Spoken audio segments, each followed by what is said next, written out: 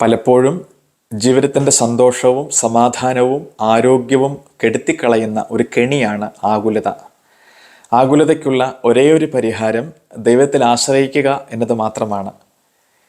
നടുക്കടലിൽ ആഴ്ന്നു പോകാമായിരുന്ന ഒരു സായാഹ്നത്തിൽ ഈശോ പത്രോസിനോടും ശിഷ്യരോടും പറയുന്നത് ഒരു കാര്യം മാത്രമാണ്: do not be afraid, it's I. ഭയപ്പെടേണ്ട, ഇത് ഞാനാണ്.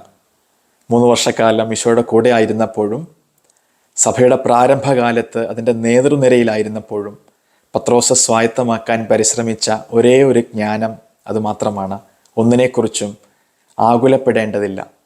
അതുകൊണ്ട് ലേഖനം എഴുതുമ്പോൾ വിശുദ്ധ പത്രോസ് ശ്ലീഹ ഇങ്ങനെ കുറിക്കും: 1 പത്രോസ് 5:6. ദൈവത്തിൻ്റെ ശക്തമായ കരുത്തിന് കീഴിൽ താഴ്മയോടെ നിൽക്കുവിൻ, അവിടുന്ന് തക്ക സമയത്ത് നിങ്ങളെ ഉയർത്തിക്കൊള്ളും. ഒന്നിനെക്കുറിച്ചും ഉത്കണ്ഠാകുലരാകേണ്ട, അവിടുന്ന് നിങ്ങളുടെ കാര്യത്തിൽ ശ്രദ്ധാലുവാണ്. ആമേൻ.